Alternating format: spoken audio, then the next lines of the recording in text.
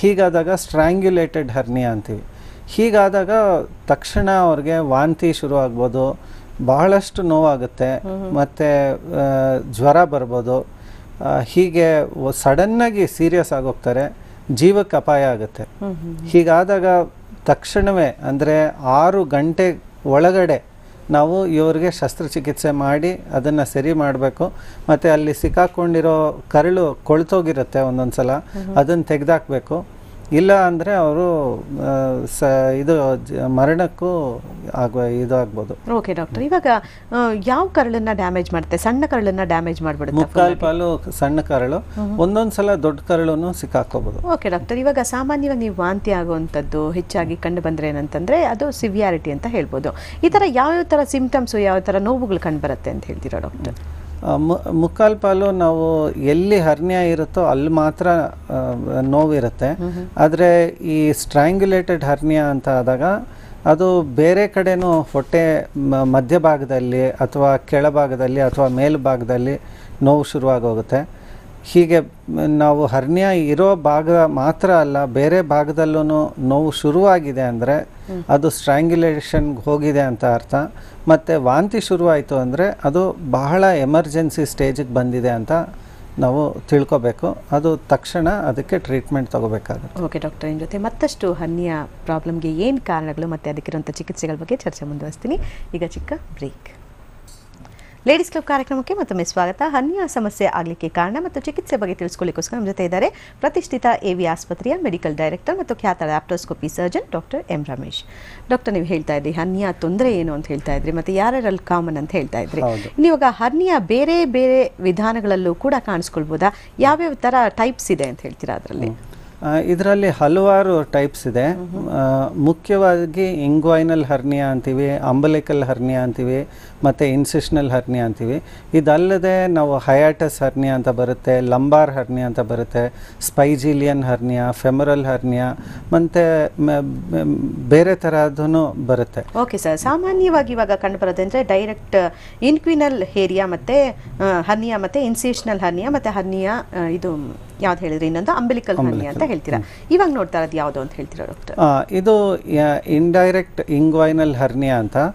ಇದು ಕರಳು ಒಳಗಡೆ ಸಿಕ್ಕಾಕೊಂಡಿದೆ ಇಂಗ್ವೈನಲ್ ಹರ್ನಿಯಾನಲ್ಲಿ. ಅದನ್ನು ನಾವು ತೆಗಿತಾ ಇದ್ದೀವಿ, ಹೊಟ್ಟೆ ಒಳಗಡೆಗೆ ತೆಗಿತಾ ಇದ್ದೀವಿ ಇದು ಶಸ್ತ್ರಚಿಕಿತ್ಸೆ ಮಾಡುವಾಗ. ಅಂದರೆ ಈ ಕರಳು ಹೇಗೆ ಈ ಹರ್ನಿಯಾ ಒಳಗಡೆ ಹೋಗುತ್ತೆ ಅನ್ನೋದನ್ನು ನಾವು ತೋರಿಸ್ತಾ ಇದ್ದೀವಿ. ಇದು ಡೈರೆಕ್ಟ್ ಇಂಗ್ವೈನಲ್ ಹರ್ನಿಯಾ ಅಂತ. ಇಂಡೈರೆಕ್ಟು ಡೈರೆಕ್ಟ್ ಅಂತ ಆಗುತ್ತೆ. 2 ತರಹದ ಹರ್ನಿಯಾಸ್ ಬರುತ್ತೆ ಇಂಗ್ವೈನಲ್ ಹರ್ನಿಯಾನಲ್ಲಿ. ಡೈರೆಕ್ಟ್ ಅನ್ನೋದು ಯೂರಿನರಿ ಬ್ಲ್ಯಾಡರ್ ಹತ್ರ ಬರುತ್ತೆ, ಇಂಡೈರೆಕ್ಟ್ ಅನ್ನೋದು ಯೂರಿನರಿ ಬ್ಲ್ಯಾಡರ್ ಹೊರಗಡೆಗಿರುತ್ತೆ. ಇಂತಹ 2 ಹರ್ನಿಯಾಸ್ ಬರಬಹುದು. ಓಕೆ ಡಾಕ್ಟರ್, ಇವಾಗ ನಾವು ನೋಡ್ತಾ ಇದೀವಿ ಹೋಲ್ಸ್ ಅಲ್ಲಿ ಸಿಕ್ಕಾಕೊಂಡ್ಬಿಟ್ಟಿದ್ದಂಥದ್ದು, ಅದನ್ನ ಆಪರೇಷನ್ ಮೂಲಕ ತೆಗ್ದಿರೋಂಥದ್ದು ಲ್ಯಾಪ್ರೋಸ್ಕೋಪಿ ಶಸ್ತ್ರಚಿಕಿತ್ಸೆಯ ಮುಖಾಂತರ. ಇದು ನಾವು ನೋಡಿದಂಥದ್ದು ಇಂಗ್ವೈನಲ್ ಹರ್ನಿಯಾ. ಓಕೆ, ಇದು ತುಂಬಾ ಕಾಮನ್ ಆಗಿ ಕಂಡು ಬರುವಂಥದ್ದು ಡಾಕ್ಟರ್. ಓಕೆ ಡಾಕ್ಟರ್, ಮತ್ತೊಂದು ಇನ್ಸಿಷನಲ್ ಹರ್ನಿಯಾ, ಸೊ ಇದ್ರ ಬಗ್ಗೆ ಎಕ್ಸ್ಪ್ಲೈನ್ ಮಾಡ್ತೀರಾ? ಇನ್ಸಿಷನಲ್ ಹರ್ನಿಯಾ ಅಂದರೆ ನಾವು ಯಾವುದೇ ಒಂದು ಶಸ್ತ್ರಚಿಕಿತ್ಸೆ ಮಾಡಿರ್ತೀವಿ, ಒಂದು ಶಸ್ತ್ರಚಿಕಿತ್ಸೆ ಆಗಿರುವಂತಹ ಕಡೆ ನಾವು ಮತ್ತೆ ಒಂದು ಮಾಂಸ ಪದರಗಳು ಹೊಲಿಗೆ ಹಾಕಿರ್ತೀವಿ, ಅದು ಬಿಟ್ಟಿರುತ್ತೆ. ಅದು ಬಿಟ್ಕೊಂಡಿರೋ ಕಡೆ ಮತ್ತೆ ಕರಳು ಹೊರಗಡೆ ಬಂದು ಸಿಕ್ಕಾಕೊಂಡು ಹರ್ನಿಯಾ ಆಗಿರುತ್ತೆ. ಅದಕ್ಕೆ ನಾವು ಇನ್ಸಿಷನಲ್ ಹರ್ನಿಯಾ ಅಂತ ಹೇಳ್ತೀವಿ. ಇದು ಪ್ರತಿ ಸಲ ಯಾವುದೇ ಒಂದು ಹರ್ನಿಯಾ ಅಥವಾ ಯಾವುದೇ ಆಪರೇಷನ್ ಮಾಡ್ಕೊಂಡಿದ್ದೀವೋ ಅದೇ ಕಡೆ ಅದೇ ಜಾಗದಲ್ಲಿ ಬರುವಂತಹ ಒಂದು ಹರ್ನಿಯಾ. ಓಕೆ, ಈ ಒಂದು ಹರ್ನಿಯಾ ಯಾರಲ್ಲಿ ತುಂಬಾ ಕಾಮನ್ ಅಂತ ಹೇಳ್ತೀರಾ ಡಾಕ್ಟರ್? ಈ ಒಂದು ಇನ್ಸಿಷನಲ್ ಹರ್ನಿಯಾ, ಇನ್ಸಿಷನಲ್ ಹರ್ನಿಯಾ ನಾವು ಸರ್ವೇ ಸಾಮಾನ್ಯವಾಗಿ ಹೆಂಗಸರಲ್ಲಿ ನಾವು ನೋಡ್ತೀವಿ. ಮುಖ್ಯವಾಗಿ ಟ್ಯುಬೆಕ್ಟಮಿ, ಲ್ಯಾಪ್ರೋಸ್ಕೋಪಿಕ್ ಸ್ಟೆರಿಲೈಸೇಷನ್ನು ಅಥವಾ open sterilisation, family planning operation ಮಾಡ್ಕೊಂಡಿರೋರಲ್ಲಿ, ಮತ್ತು ಯೂಟ್ರಸ್ ರಿಮೂವ್ ಮಾಡ್ಕೊಂಡಿರೋರಲ್ಲಿ, ಮತ್ತು ಸಿಸೇರಿಯನ್ ಆಪರೇಷನ್ಸ್ ಮಾಡ್ಕೊಂಡಿರೋರಲ್ಲಿ ಬಹಳ ಸಹಜವಾಗಿ ನೋಡ್ತೀವಿ.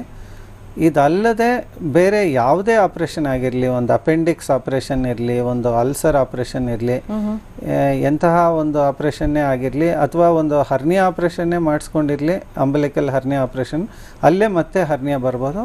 ಇಂಥದಕ್ಕೆಲ್ಲ ಇನ್ಸಿಷನಲ್ ಹರ್ನಿಯಾ ಅಂತ ಓಕೆ ಹೇಳ್ತೀವಿ. ಡಾಕ್ಟರ್, ಇವಾಗ ನಾವು ನೋಡ್ತಾ ಇದ್ವಿ ದೊಡ್ಡ ಹೋಲ್ ಇತ್ತು, ಅದನ್ನೇನಂತಾರೆ ಕ್ಲೋಸ್ ಮಾಡಿ ಅದಕ್ಕೇನಂದ್ರೆ ಹೊಲಿಗೆಗಳನ್ನ ಹಾಕ್ತಾ ಇರೋಂಥದ್ದು. ಹೌದು. ಸೊ ಏನಿದು ಪ್ರೊಸೀಜರ್ ಅಂತ ಹೇಳ್ತೀರಾ? ಇದು ನಾವು ಲ್ಯಾಪ್ರೋಸ್ಕೋಪಿ ಮೂಲಕ ನಾವು ಡಾರ್ನಿಂಗ್ ಅಂತ ಮಾಡ್ತೀವಿ. ಅಂದ್ರೆ ದೊಡ್ಡ ಒಂದು ಹರ್ನಿಯಾ ಗ್ಯಾಪ್ ಇರೋದನ್ನ ನಾವು ಮುಚ್ಚಿಬಿಟ್ಟು ಅದನ್ನ ಒಂದು ಮೆಶ್ ಅಂತ ಹಾಕ್ತೀವಿ ಒಳಗಡೆ. ಈ ಮೆಶ್ ಅಂತ ಹಾಕಿದಾಗ ಈ ಮಾಂಸಖಂಡಗಳು ವೀಕ್ ಆಗಿರೋದಕ್ಕೆ ನಾವು ಸ್ವಲ್ಪ ಶಕ್ತಿ ಕೊಡ್ತೀವಿ. ಈ ಮೆಶ್ ಅನ್ನೋದು ಗಟ್ಟಿಯಾಗಿ ಅದನ್ನ ಇಟ್ಕೊಂಡು ಈ ಟ್ಯಾಕ್ಸ್ ಅಂತ ಹಾಕ್ತೀವಿ ಅದ್ರ ಮೇಲೆ. ಆ ಟ್ಯಾಕ್ಸ್ ಅನ್ನೋದು ಫಿಕ್ಸ್ ಮಾಡಿ ನಾವು ಮಾಂಸಖಂಡಗಳಿಗೆ ಬಲ ಬರೋ ಥರ ಮಾಡುವಂತಹ ಒಂದು ಶಸ್ತ್ರಚಿಕಿತ್ಸೆ. ಓಕೆ ಡಾಕ್ಟರ್, ಇದು ತುಂಬಾ ಸೇಫೆಸ್ಟ್ ಆದಂತ ಶಸ್ತ್ರಚಿಕಿತ್ಸೆ ಅಂತಾನೆ ಹೇಳ್ಬೋದು. ಹೌದು, ಲ್ಯಾಪ್ರೋಸ್ಕೋಪಿ ಶಸ್ತ್ರಚಿಕಿತ್ಸೆ. ಇದು ಮಾಡಿಸ್ಕೊಳ್ಳೋದ್ರಿಂದ ಹೋಲ್ಸ್ ಏನಂದ್ರೆ ಯಾವುದೇ ರೀತಿ ಕಲೆಗಳು ಕೂಡ ಆಗೋದಿಲ್ಲ, ಸಣ್ಣ ಪ್ರಮಾಣದಲ್ಲಿ ಒಂದು ಸಣ್ಣ ತೂತುಗಳ ತರ ಆಗ್ಬೋದು ಅಷ್ಟೇ ಅಂತ. ಇನ್ನೊಂದು ಅಂಬೆಲಿಕಲ್ ಹರ್ನಿಯಾ ಅಂತ ಹೇಳಿದ್ರೆ ಇದು ಕೂಡ ತುಂಬಾ ಸಾಮಾನ್ಯ ಅಂತ. ಸೊ ಅದ್ರ ಬಗ್ಗೆ ಎಕ್ಸ್ಪ್ಲೇನ್ ಮಾಡ್ತೀರಾ ಡಾಕ್ಟರ್? ಈ ಅಂಬೆಲಿಕಲ್ ಹರ್ನಿಯಾ ಅನ್ನೋದು ಹೊಕ್ಕಳ ಹತ್ತಿರ ಬರುವಂತಹ ಒಂದು ಹರ್ನಿಯಾ. ಇದು ನಾವು ದಪ್ಪಕ್ಕಿರೋ ಅಂತಹವರಲ್ಲಿ ಬಹಳ ಸಾಮಾನ್ಯವಾಗಿ ನೋಡ್ತೀವಿ. ಮತ್ತು ಚಿಕ್ಕ ಮಕ್ಕಳಲ್ಲಿ ನಾನು ಹೇಳ್ದಂಗೆ ಹುಟ್ಟಿದ ತಕ್ಷಣನೂ ನೋಡ್ತೀವಿ. ಮತ್ತು ಬಹಳ ಯಂಗ್ ವಿಮೆನ್ನಲ್ಲೂ ನೋಡ್ತೀವಿ. ಯಾಕಂದರೆ ಇವರಲ್ಲಿ ಹೆರಿಗೆ ಆದ ನಂತರ ಚಿಕ್ಕದಾಗಿ ಹೊಕ್ಕಳು ಸ್ಟ್ರೆಚ್ ಆಗೋಗಿ ಅಲ್ಲಿ ಕರಳು ಹೊರಗಡೆ ಬರೋಕ್ಕೆ ಶುರುವಾಗುತ್ತೆ. ಅದಕ್ಕೇನು ನಾವು ಅಂಬೆಲಿಕಲ್ ಹರ್ನಿಯಾ ಅಂತ ಹೇಳ್ತೀವಿ. ಓಕೆ ಡಾಕ್ಟರ್, ಇದಕ್ಕೂ ಕೂಡ ಯಾವ ತರ ಒಂದು ಆಪರೇಷನ್ ಪ್ರೊಸೀಜರ್ ನಡೆಯುತ್ತೆ ಅಂತ ಹೇಳ್ತೀರಾ ಡಾಕ್ಟರ್?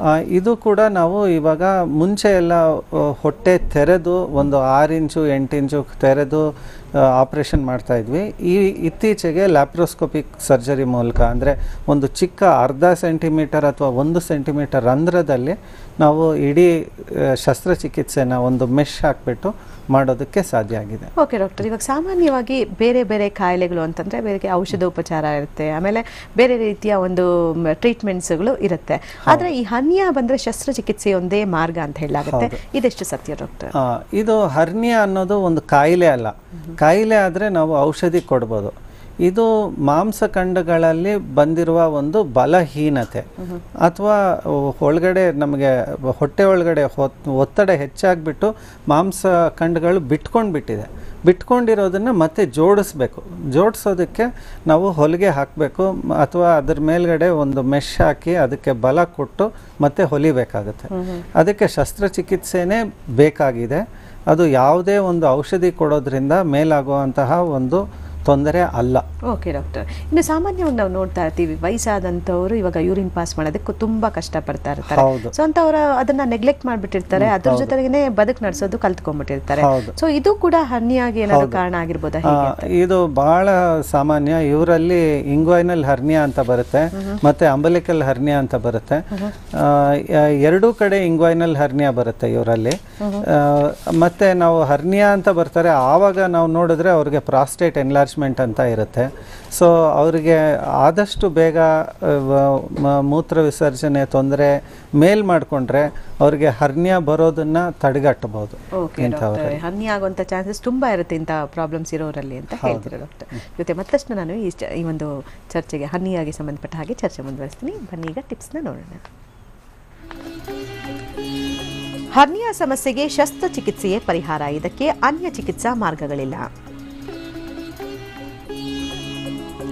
ಹರ್ನಿಯಾ ಶಸ್ತ್ರಚಿಕಿತ್ಸೆಯನ್ನ ಪ್ರಾರಂಭದ ಹಂತದಲ್ಲೇ ಮಾಡಿಸಿಕೊಳ್ಬೇಕು, ಕೊನೆಯ ಹಂತದವರೆಗೆ ಅಲಕ್ಷಿಸಿದರೆ ಅಪಾಯ ಕಟ್ಟಿಟ್ಟ ಬುತ್ತಿ. ಹರ್ನಿಯಾ ತೊಂದರೆಗೆ ಲ್ಯಾಪ್ರೋಸ್ಕೋಪಿ ಶಸ್ತ್ರಚಿಕಿತ್ಸೆ ಮಾಡಿಸಿಕೊಳ್ಳುವ ಸಂದರ್ಭದಲ್ಲಿ ಹೊಟ್ಟೆ ಭಾಗಕ್ಕೆ ಸಂಬಂಧಪಟ್ಟ ಇನ್ನಿತರ ತೊಂದರೆಗಳಿಗೂ ಶಸ್ತ್ರಚಿಕಿತ್ಸೆಯನ್ನ ಮಾಡಿಸಿಕೊಳ್ಬಹುದು. ಉದಾಹರಣೆಗೆ ಗರ್ಭಕೋಶ, ಗಾಲ್ ಬ್ಲಾಡರ್, ಅಪೆಂಡಿಕ್ಸ್ ಆಪರೇಷನ್.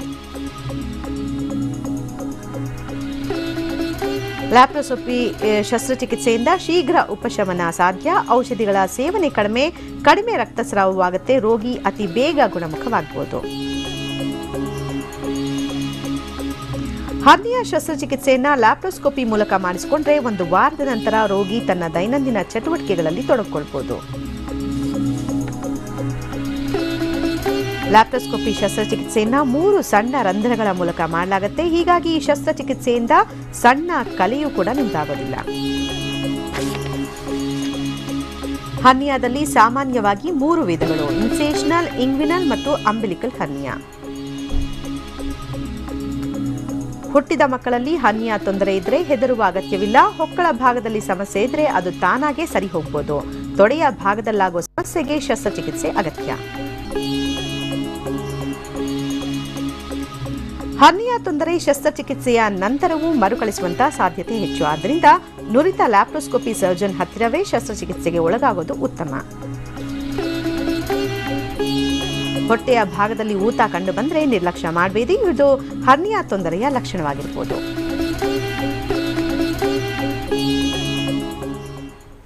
ಈಗ ಚಿಕ್ಕ ಲೇಡೀಸ್ ಕ್ಲಬ್ ಕಾರ್ಯಕ್ರಮಕ್ಕೆ ಮತ್ತೊಮ್ಮೆ ಸ್ವಾಗತ. ಹರ್ನಿಯಾ ಸಮಸ್ಯೆಗೆ ಕಾರಣಗಳು ಮತ್ತು ಚಿಕಿತ್ಸೆ ಬಗ್ಗೆ ತಿಳಿಸ್ಕೊಳ್ಳಿಕ್ಕೋಸ್ಕರ ನಮ್ಮ ಜೊತೆ ಇದ್ದಾರೆ ಪ್ರತಿಷ್ಠಿತ ಎವಿ ಆಸ್ಪತ್ರೆಯ ಮೆಡಿಕಲ್ ಡೈರೆಕ್ಟರ್ ಮತ್ತು ಖ್ಯಾತ laparoscopy surgeon doctor M Ramesh. Doctor, ನೀವು ಹೇಳ್ತಾ ಇದ್ರಿ ಯಾವ್ದಾವುದು ತುಂಬಾ ಕಾಮನ್ ಆದಂಥ ಹರ್ನಿಯಾಗಳು, ಅದಕ್ಕೆ ಯಾವ ಥರ ಚಿಕಿತ್ಸೆ ಅಂತ ಅಂದ್ಬಿಟ್ಟು. ಮೊದಲಿನ ಚಿಕಿತ್ಸೆಯನ್ನು ನೋಡೋದಾದ್ರೆ ಇವಾಗ ಅದು ಯಾವ ಥರ ಚಿಕಿತ್ಸೆ ಇರ್ತಾ ಇತ್ತು ಅಂದರೆ ತುಂಬ ಚೇತರಿಸ್ಕೊಳ್ಳೋದಕ್ಕೆಲ್ಲ ತುಂಬ ಕಷ್ಟ, ಆಮೇಲೆ ದೊಡ್ಡ ಆಪರೇಷನ್ ರೀತಿ ಆಗ್ತಾ ಇತ್ತು. ಇವಾಗ ಯಾವ್ಯಾವ ಥರ ಬದಲಾವಣೆಗಳಾಗಿದೆ ಅಂತ ಹೇಳ್ತೀರಾ ಡಾಕ್ಟರ್?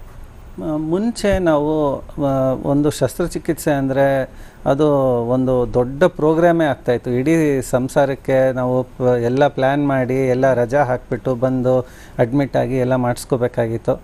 ಅದು ಒಂದು ವಾರ ಆಸ್ಪತ್ರೆಯಲ್ಲಿ ಇರಬೇಕಾಗಿತ್ತು. ಮತ್ತು ದೊಡ್ಡದಾಗಿ ಒಂದು 6 ಇಂಚು ಅಥವಾ 8 ಇಂಚು ಹೊಟ್ಟೆ ಕುಯ್ತಾ ಇದ್ವಿ, ದೊಡ್ಡದಾಗಿ ಹೊಲಿತಾ ಇದ್ವಿ. ಮತ್ತು ಬಹಳಷ್ಟು ನೋವು ಇರ್ತಾಯಿತ್ತು, ಬಹಳಷ್ಟು ಔಷಧಿ ತೊಗೋಬೇಕಾಗಿತ್ತು, ಆ್ಯಂಟಿಬಯೋಟಿಕ್ಸ್ ತೊಗೋಬೇಕಾಗಿತ್ತು ಒಂದು ವಾರ. ಮತ್ತು ಅದು ಚೇತರಿಸ್ಕೊಳ್ಳೋದಕ್ಕೆ ಟೈಮ್ ತೊಗೋತಾಯಿತ್ತು. ನಾವು ಒಂದು ವಾರದವರೆಗೂ ಹಾಸಿಗೆನಿಂದ ಎದ್ದೇಳಕ್ಕೆ ಬಿಡ್ತಾ ಇರಲಿಲ್ಲ, ಓಡಾಡೋಕ್ಕೆ ಬಿಡ್ತಾ ಇರಲಿಲ್ಲ. ಮತ್ತು ಬರ್ತಾ ಬರ್ತಾ ಮೆಶ್ ಉಪಯೋಗಿಸೋಕ್ಕೆ ಶುರು ಮಾಡಿದ್ವಿ.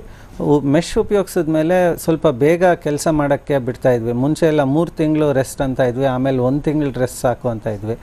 ಇವಾಗ ಆಮೇಲೆ ಲ್ಯಾಪ್ರೋಸ್ಕೋಪಿ ಬಂದಮೇಲೆ 1 ವಾರ ರೆಸ್ಟ್ ಸಾಕು ಅನ್ನೋಕ್ಕೆ ಶುರು ಮಾಡಿದ್ದೀವಿ. ಒಂದೇ ದಿವಸ ಸಾಕು ಆಸ್ಪತ್ರೆಯಲ್ಲಿ. ಇವತ್ತು ಬೆಳಿಗ್ಗೆ ಬನ್ನಿ, ನಾಳೆ ಬೆಳಿಗ್ಗೆ ಮನೆಗೆ ಹೋಗಿ, ಮತ್ತು 1 ವಾರದಲ್ಲಿ ಕೆಲಸಕ್ಕೆ ಹೋಗಿ ಎಲ್ಲ ಕೆಲಸನೂ ಮಾಡಿ, ಸ್ಕೂಟ್ರ್ ಹತ್ತಿ ಕಿಕ್ ಮಾಡಿ ಎಲ್ಲ ಮಾಡಿ ಅಂತ ಹೇಳ್ತೀವಿ. ಸೊ ಅಷ್ಟು ಸಿಂಪಲ್ ಆಗೋಗಿದೆ. ಮತ್ತು ಇವಾಗ ಮುಂಚೆ 6 ಇಂಚು 8 ಇಂಚು ಇರೋ ಅಂತಹ ಒಂದು ಶಸ್ತ್ರಚಿಕಿತ್ಸೆ ಇವಾಗ 1 ಸೆಂಟಿಮೀಟ್ರು 5 ಮಿಲಿಮೀಟ್ರು, ಇವಾಗ ಇಂಚು ಸೆಂಟಿಮೀಟ್ರ್ ಅನ್ನೋದು ಮಿಲಿಮೀಟರ್ನಲ್ಲಿ ಮಾತಾಡ್ತಾ ಇದ್ದೀವಿ ಇವಾಗ. ಮತ್ತು ಆ್ಯಂಟಿಬಯೋಟಿಕ್ ಅನ್ನೋದು ಇಲ್ಲವೇ ಇಲ್ಲ, ಔಷಧಿ ಇಂಜೆಕ್ಷನ್ ಅನ್ನೋದು ಇಲ್ವೇ ಇಲ್ಲ, ಬರೀ ಒಂದು ಸ್ವಲ್ಪ ಮಾತ್ರೆ ಬರ್ಕೊಟ್ಟು ಕಳಿಸ್ತೀವಿ. ಅದಕ್ಕೆ ಬಹಳ ಈಸಿ ಆಗೋಗಿದೆ. ಓಕೆ ಡಾಕ್ಟರ್, ಒಟ್ಟಿನಲ್ಲಿ ಡಾಕ್ಟರ್ಗೂ ಈಸಿ ಆಗ್ಬಿಟ್ಟಿದೆ, ಆಮೇಲೆ ಪೇಷಂಟ್ಗೂ ಕೂಡ ಈಸಿ ಆಗ್ಬಿಟ್ಟಿದೆ. ಡಾಕ್ಟರ್ಗೆ ಈಸಿ ಅಲ್ಲ, ಕಷ್ಟ.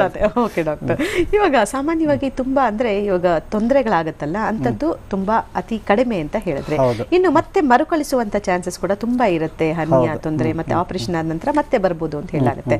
ಸೊ ಲ್ಯಾಪ್ರೋಸ್ಕೋಪಿ ಮಾಡಿಸ್ಕೊಂಡ್ಮೇಲೆ ಇದು ಚಾನ್ಸಸ್ ಕಡಿಮೆ ಅಂತ. ನಾವು ಮುಂಚೆ ಹೊಟ್ಟೆ ತೆರೆದು ಹೊಲಿಗೆ ಹಾಕ್ತಾ ಇರೋವಾಗ 15% 20% ಜನಕ್ಕೆ ಹರ್ನಿಯಾ ಮರುಕಳಿಸ್ತಾ ಇತ್ತು. ಮತ್ತು ನಾವು ಮೆಶ್ ಹಾಕಕ್ಕೆ ಶುರು ಮಾಡಿದ್ಮೇಲೆ ಅವರಲ್ಲಿ ಸುಮಾರು 1-2 ಜನಕ್ಕೆ ವಾಪಸ್ ಬರೋದಕ್ಕೆ ಶುರುವಾಗಿತ್ತು. ಆದರೆ ಇವಾಗ ಲ್ಯಾಪ್ರೋಸ್ಕೋಪಿ ನಲ್ಲಿ ಹಾಕೋವಾಗ ಇನ್ನೂ ಕಮ್ಮಿ ಆಗೋಗಿದೆ, 0.5%ಗಿಂತ ಕಮ್ಮಿ ರಿಕರೆನ್ಸು. ಮತ್ತು ಇನ್ಫೆಕ್ಷನ್ ಆಗೋದು ಮತ್ತು ಬೇರೆ ಪ್ರಾಬ್ಲಮ್ಸು, ನೋವು ಅಂಥ ಪ್ರಾಬ್ಲಮ್ಸ್ ಅನ್ನೋದು ಇಲ್ಲವೇ ಇಲ್ಲ. ಹೀಗಾಗಿ ಇಷ್ಟೆಲ್ಲ ಪ್ರಾಬ್ಲಮ್ಸ್ ಸಾಲ್ವ್ ಆಗಿದೆ. ಅದಲ್ಲದೆ ನೀವು ಆವಾಗ ಟಿಪ್ಸ್ ಹೇಳ್ದಂಗೆ ನಾವು ಬೇರೆ ಪ್ರಾಬ್ಲಮ್ಸು ಅಂದರೆ ಏನೇನಕ್ಕೆ ಬಂದಿದೆ ಇದು ಅದನ್ನು ನಾವು ಸಾಲ್ವ್ ಮಾಡೋದಕ್ಕೆ ಸಾಧ್ಯ ಆಗಿದೆ. ಇವಾಗ ಅವ್ರಿಗೆ ಒಂದು ಬೇರೆ ಕಾಯಿಲೆ ಏನಾದರೂ ಇದ್ದರೆ ಅದರಿಂದ ಅವರು ನರಳ್ತಾ ಇದ್ದರೆ ಆ ಕಾಯಿಲೆನೂ ವಾಸಿ ಮಾಡ್ಬೋದು. ಇವಾಗ ಯೂಟ್ರಸ್ ಪ್ರಾಬ್ಲಮ್ ಇರ್ಬೋದು, ಗಾಲ್ ಬ್ಲಾಡರ್ ತೆಗಿಬೋದು, ನಾವು ಬೇರೆ ಡಬಲ್ ಹರ್ನಿಯಾ ಇರ್ಬೋದು, ಎಲ್ಲನೂ ಒಂದೇ ಸತಿ ಮಾಡ್ಬೋದು. ಮುಖ್ಯವಾಗಿ ಒಬಿಸಿಟಿ, ಇವಾಗ ಬಹಳ ದಪ್ಪ ಆಗೋಗಿರ್ತಾರೆ, ದಪ್ಪ ಆಗಿರೋದ್ರಿಂದ ಹರ್ನಿಯಾ ಬಂದಿದೆ. ಇವಾಗ ಹರ್ನಿಯಾ ಆದಮೇಲೆ ಮತ್ತೆ ದಪ್ಪ ಇರೋದ್ರಿಂದ ಮತ್ತೆ ಹರ್ನಿಯಾ ಬರೋ ಸಾಧ್ಯತೆ ಉಂಟು.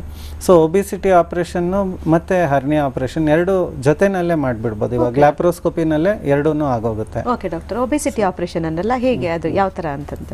ಇದು ವೆಯ್ಟ್ ಲಾಸ್ ಸರ್ಜರಿ. ನಾವು ಚಿಕ್ಕ ರಂಧ್ರದ ಮೂಲಕ ನಾವು ಹೊಟ್ಟೆಯನ್ನು ಒಂದು ಚಿಕ್ಕ ಸ್ಲೀವ್ ಗ್ಯಾಸ್ಟ್ರೆಕ್ಟಮಿ ಅಂತ ಮಾಡ್ತೀವಿ, ಅಥವಾ ರುಎನ್ವೈ ಗ್ಯಾಸ್ಟ್ರಿಕ್ ಬೈಪಾಸ್ ಅಂತ ಮಾಡ್ತೀವಿ. ಹೀಗೆ ಮಾಡೋದ್ರಿಂದ ನಾವು ಎಷ್ಟು ದೊಡ್ಡ ಗಾತ್ರದ ತೂಕ ಇದ್ರೂ, ಅಂದರೆ 100-150 kg ಇರ್ಬೋದು ಅಥವಾ ಎಷ್ಟೇ ಇರ್ಬೋದು, ಅವರು ಕ್ರಮೇಣ ಸುಮಾರು 50-60-70 kg ಕಡಿಮೆ ಆಗೋದಕ್ಕೆ ಸಾಧ್ಯ. ನಾವು 2 ದಿನ ಅಥವಾ 3 ದಿನ ಆಸ್ಪತ್ರೆಯಲ್ಲಿ ಇಟ್ಕೊಂಡು ನಾವು ಅವ್ರನ್ನ ಕಳಿಸ್ತೀವಿ. ಇವರು ತೂಕ ಕಮ್ಮಿ ಆಗೋದಲ್ಲದೆ ಅವರು ಮಧುಮೇಹ ಹೊಟ್ಟೋಗುತ್ತೆ, ರಕ್ತದ ಒತ್ತಡ ಕಮ್ಮಿ ಆಗುತ್ತೆ, ಕೊಲೆಸ್ಟ್ರಾಲ್ ಕಮ್ಮಿ ಆಗುತ್ತೆ, ಬೇರೆ ಬಹಳಷ್ಟು ಸೈಡ್ ಎಫೆಕ್ಟ್ಸ್, ಒಬಿಸಿಟಿನಿಂದ ಆಗೋ ಸೈಡ್ ಎಫೆಕ್ಟ್ಸ್, ಆರ್ಥರೈಟಿಸ್ ಅಂಥವೆಲ್ಲ ಕಡಿಮೆ ಆಗೋಗುತ್ತೆ. ಓಕೆ ಡಾಕ್ಟರ್, ಹರ್ನಿಯಾ ತೊಂದರೆ ಬೊಜ್ಜಿನಿಂದ ಹರ್ನಿಯಾ ಪ್ರಾಬ್ಲಮ್ ಏನಾದ್ರು ಆಗಿದ್ರೆ ಅದಕ್ಕೆ ಮುಖ್ಯವಾಗಿ ಏನಂತಂದ್ರೆ ಎಲ್ಲ ಆಪರೇಷನ್, ಬೊಜ್ಜಿಗೂ ಕೂಡ ಆಪರೇಷನ್ ಮಾಡೋದ್ರಿಂದ ಸಮಸ್ಯೆಯಿಂದ ಮುಕ್ತವಾಗಬಹುದು ಅಂತ. ಇನ್ನು ಡಾಕ್ಟರ್, ಇವಾಗ ಹರ್ನಿಯಾ ಸಮಸ್ಯೆಯಿಂದ ಮುಕ್ತವಾಗಬೇಕು ಅಂತಂದ್ರೆ ಯಾವ ತರ ನಮ್ಮ ಲೈಫ್ ಸ್ಟೈಲ್ ಮಾಡಿಫಿಕೇಶನ್ ಮಾಡ್ಕೊಳ್ಬೇಕು ಅಂತೀರಾ? ಏನೇನು ಎಚ್ಚರಿಕೆಗಳನ್ನ ತೆಗೆದುಕೊಳ್ಬೇಕು ಅಂತೀರಾ? ಇವಾಗ ನಮ್ಮ ಬೆಂಗಳೂರಲ್ಲಿ ಅಲರ್ಜಿ ಪ್ರಾಬ್ಲಮ್ಸ್ ಬಹಳಷ್ಟು ಜಾಸ್ತಿ. ಇದು ನಮಗೆ ಆಸ್ತಮಾ ಅನ್ನೋದು ಸರ್ವೇ ಸಾಮಾನ್ಯ ಆಗೋಗಿದೆ. ಈ ಆಸ್ತಮಾ, ಕೆಮ್ಮು ಅದು ಬಹಳ ಕಾಮನ್ ಕಾಸು ನಮಗೆ ಹೊಟ್ಟೆಯಲ್ಲಿ ಒತ್ತಡ ಹೆಚ್ಚಾಗೋದು. ಸೊ ಇದನ್ನು ನಾವು ತಡೆಗಟ್ಟಬೇಕು. ಮತ್ತು ನಾವು ಸ್ವಲ್ಪ ಮಸಲ್ಸ್ ಟೋನ್ ಇರಬೇಕು. ನಮಗೆ ಇವತ್ತು ವ್ಯಾಯಾಮ ಅನ್ನೋದು ಇಲ್ಲವೇ ಇಲ್ಲ. ನಾವು ಅದನ್ನು ಸ್ವಲ್ಪ ವ್ಯಾಯಾಮ ಅನ್ನೋದನ್ನು ನಾವು ಇಟ್ಕೋಬೇಕು. ಮತ್ತು ಬೊಜ್ಜು ಬರೋದನ್ನು ಕಡಿಮೆ ಮಾಡ್ಕೋಬೇಕು. ಮತ್ತು ನಮಗೆ ಬೇರೆ ಯಾವುದೇ ಪ್ರಾಬ್ಲಮ್ಸ್ ಇದ್ದರೆ, ಅಂದರೆ ಯೂರಿನರಿ ಪ್ರಾಬ್ಲಮ್ಸು, ಮಲಬದ್ಧತೆ ಪ್ರಾಬ್ಲಮ್ಸು ಅಂಥದ್ದು ಏನಾದರೂ ಇದ್ದರೆ ತಕ್ಷಣ ಅದಕ್ಕೆ ಟ್ರೀಟ್ಮೆಂಟ್ ತಗೋಬೇಕು. ಹೀಗೆ ಇವೆಲ್ಲ ನೋಡ್ಕೊಳ್ತಾ ಇದ್ದರೆ, ಮತ್ತು ಸ್ಟಿಚ್ ಇನ್ ಟೈಮ್ ಸೇವ್ಸ್ 9 ಅಂತೀವಿ. ಯಾವುದೇ ಒಂದು ಚಿಕ್ಕ ಊತ ನಮ್ಮ ಹೊಟ್ಟೆಯ ಭಾಗದಲ್ಲಿ ಎಲ್ಲಾದರೂ ಕಂಡು ಬಂದರೆ ತಕ್ಷಣ ವೈದ್ಯರ ಹತ್ರ ಹೋಗಿ ತೋರಿಸ್ಕೊಂಡು ಇದು ಹರ್ನಿಯಾನ ಅಲ್ವಾ ಅನ್ನೋದನ್ನು ನೋಡಿಕೊಂಡು ಅದಕ್ಕೆ ಸೂಕ್ತ ಸಲಹೆ ತಗೊಳ್ಳೋದು ಒಳ್ಳೆಯದು. ಓಕೆ ಡಾಕ್ಟರ್, ತಾವು ಕಾರ್ಯಕ್ರಮದಲ್ಲಿ ಭಾಗವಹಿಸಿ ಇವತ್ತು ಸಾಮಾನ್ಯವಾಗಿ ಅನೇಕರನ್ನ ಕಾಣುವಂಥ ಹರ್ನಿಯಾ ಸಮಸ್ಯೆ ಯಾಕಾಗತ್ತೆ, ಏನು ಇದಕ್ಕೆ ಚಿಕಿತ್ಸೆಗಳಿದೆ, ಜೊತೆಗೆ ಇದೆಷ್ಟು ಅತ್ಯಾಧುನಿಕ ಅನ್ನೋದ್ರ ಬಗ್ಗೆ ಸುಮಾರು ವಿಚಾರಗಳನ್ನ ತಿಳಿಸ್ಕೊಟ್ಟಿದ್ದೀರಾ. ತಮಗೆ ಧನ್ಯವಾದ. ನಮಸ್ಕಾರ. ಹರ್ನಿಯಾ ಸಮಸ್ಯೆ ಆಗಿದೆ ಅಂದರೆ ಹೆದರಬೇಕಾಗಿಲ್ಲ. ಆರಂಭಿಕ ಹಂತದಲ್ಲೇ ಕಂಡುಹಿಡಿದು ಶೀಘ್ರವಾಗಿ ಚಿಕಿತ್ಸೆಯನ್ನು ತೆಗೆದುಕೊಂಡ್ರೆ ಬೇಗ ಗುಣಮುಖರಾಗಬಹುದು. ಲ್ಯಾಪ್ರೋಸ್ಕೋಪಿ ಶಸ್ತ್ರಚಿಕಿತ್ಸೆಯಿಂದ ಹರ್ನಿಯಾ ಸಮಸ್ಯೆಗೆ ಸಂಪೂರ್ಣ ವಿದಾಯವನ್ನು ಹೇಳ್ಬೋದು. ಲ್ಯಾಪ್ರೋಸ್ಕೋಪಿ ಚಿಕಿತ್ಸೆಯಲ್ಲಿ ಗುಣಮಟ್ಟದ ಮೆಶ್ಗಳನ್ನು ಬಳಸೋದ್ರಿಂದ ಹರ್ನಿಯಾ ತೊಂದರೆ ಮತ್ತೆ ಮರುಕಳಿಸುವಂಥ ಸಾಧ್ಯತೆ ತೀರಾನೇ ಕಡಿಮೆ. ಒಂದು ಮಾತನ್ನ ನೆನಪಿನಲ್ಲಿಟ್ಕೊಳ್ಳಿ, ಹರ್ನಿಯಾ ಸಮಸ್ಯೆಗೆ ಶಸ್ತ್ರಚಿಕಿತ್ಸೆಯೊಂದೇ ಮಾರ್ಗ, ಇದಕ್ಕೆ ಅನ್ಯ ಚಿಕಿತ್ಸಾ ಮಾರ್ಗಗಳಿಲ್ಲ. ಹೀಗಾಗಿ ಹರ್ನಿಯಾ ತೊಂದರೆಗೆ ಶಸ್ತ್ರಚಿಕಿತ್ಸೆಯನ್ನು ಪ್ರಾರಂಭಿಕ ಹಂತದಲ್ಲೇ ಕಂಡುಹಿಡಿದು ಮಾಡಿಸ್ಕೊಂಡ್ರೆ ಕೊನೆಯ ಹಂತದವರೆಗೆ ಅಲಕ್ಷಿಸದೆ ಹೋದರೆ ಅಪಾಯವನ್ನು ಖಂಡಿತ ತಪ್ಪಿಸ್ಬೋದು. ಇನ್ನು ಕಾರ್ಯಕ್ರಮದಲ್ಲಿ ಭಾಗವಹಿಸಿದಂಥ ಖ್ಯಾತ laparoscopy surgeon doctor M Ramesh ಅವರನ್ನು ನೀವು ಭೇಟಿ ಮಾಡಬೇಕು ಅಂದರೆ ಈ ಕೆಳಕಂಡ ದೂರವಾಣಿ ಸಂಖ್ಯೆಗಳು ಹಾಗೂ ಇಮೇಲ್ ಐಡಿಯನ್ನು ನೋಟ್ ಮಾಡ್ಕೊಳ್ಳಿ. 0802525724080. ಮೊಬೈಲ್ ಸಂಖ್ಯೆ ಹೀಗಿದೆ: 9886298296.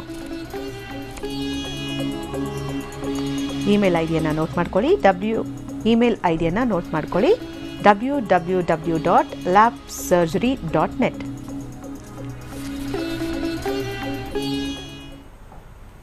ಇನ್ನು ಇವತ್ತಿನ ಕಾರ್ಯಕ್ರಮದ ಬಗ್ಗೆ ನಿಮ್ಮ ಅನಿಸಿಕೆ, ಅಭಿಪ್ರಾಯಗಳು ಏನೇ ಇದ್ರೂ ಕೂಡ ಖಂಡಿತ ತಿಳಿಸ್ಕೊಡಿ ಅಂತ ಹೇಳಿ